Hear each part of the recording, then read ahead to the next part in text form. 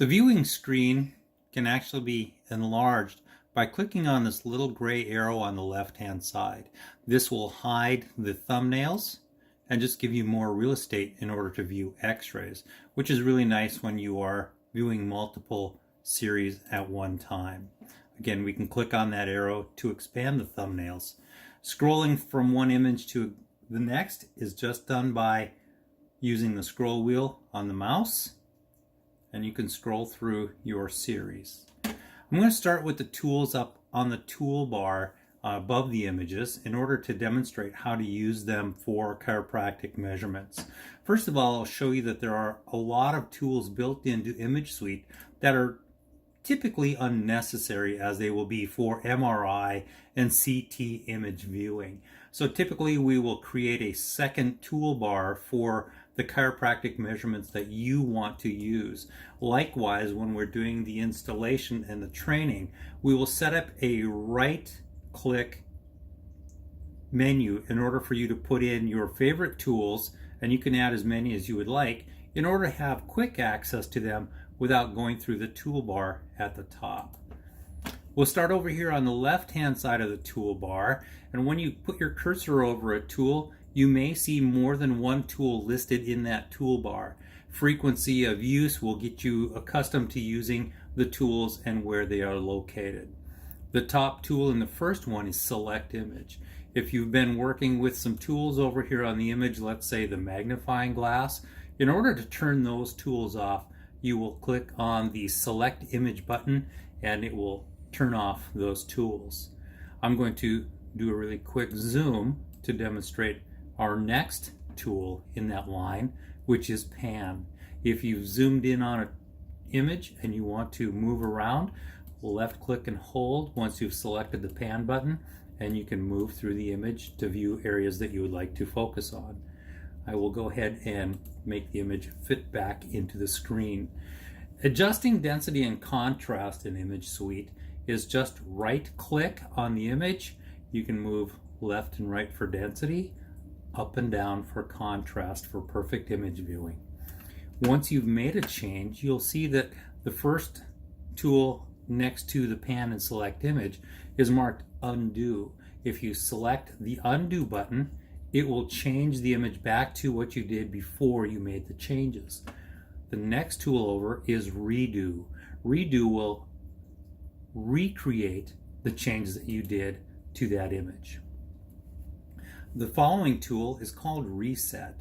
Reset will reset this image back to the original quality that was imported into the ImageSuite web packs.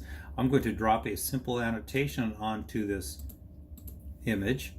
Also be aware that Reset will wipe out any annotations that you've created.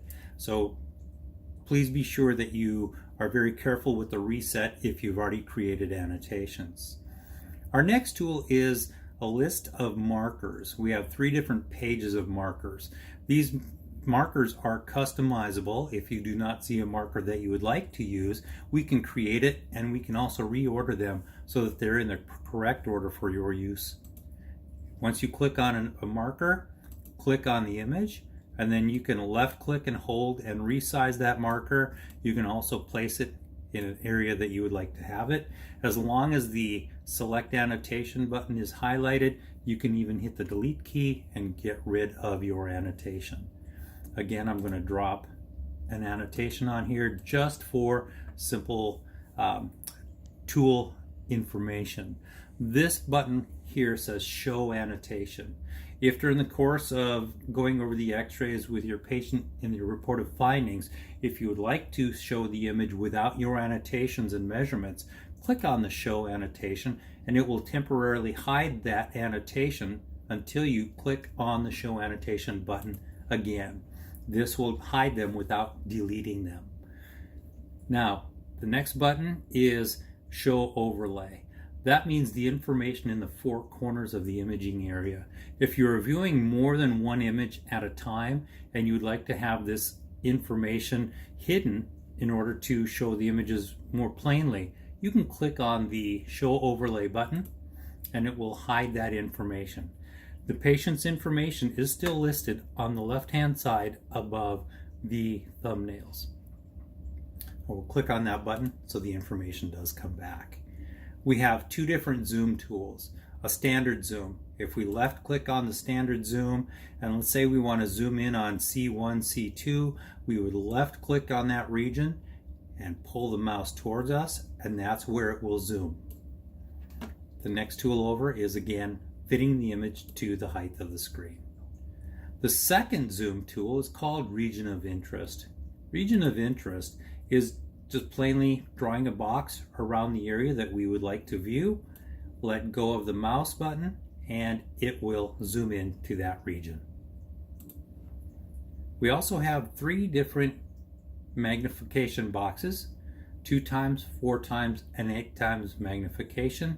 If we click on a magnifier, left click and hold on the image, and the magnifier magnifies the image. Our next tool is invert, which is a great tool if there's an indication of a fracture. If we click on invert, it creates a positive rather than a negative. In order to create the negative again, just click on the invert one more time and it goes back to a normal X-ray. The following toolbar is only image positioning tools. If you'd like to rotate clockwise, counterclockwise, flip vertically or horizontally very easily, just click on the one that you would like to choose and click again and it goes back to the way it was. The next tool over are four different pelvic analysis tools. We have coxometry, goniometry, Gonstead, and Logan Basic. As with many of the tools in this toolbar, if you click on them, they will bring up a step-by-step procedure on how to use the tool. Once you start making your dots where it recommends to place them, it will start making the measurements for that specific tool. Anytime a toolbar populates, you can also minimize it by clicking on the minimize button on the bottom. You can also left click and hold and drag that box out of the way so that you have the proper viewing area. If you start placing your dots and a mistake is made, you can easily reset back to the beginning by clicking the reset button.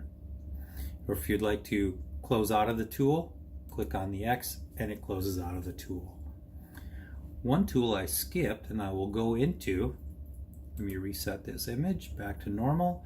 Underneath the select annotation is George's line.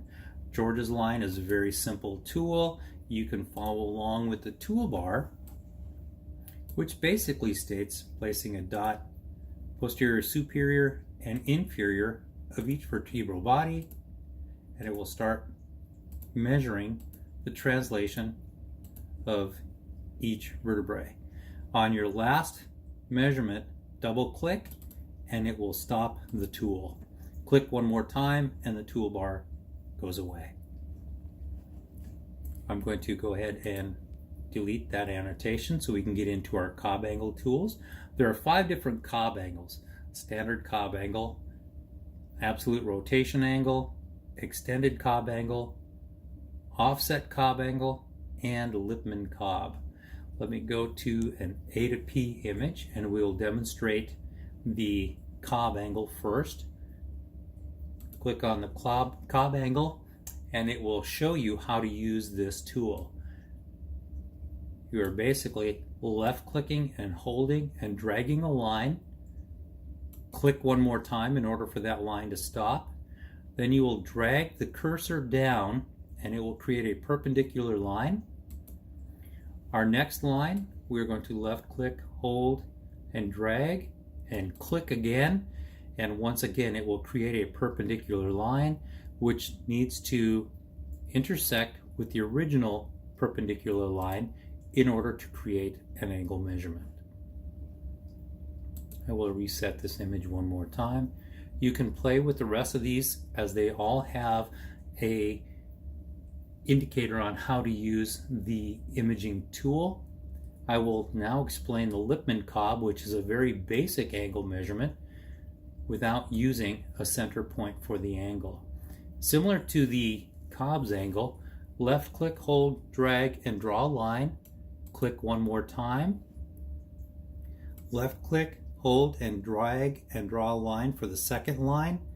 Click one more time And again, it measures your angle just like the Cobb angle measuring tool did.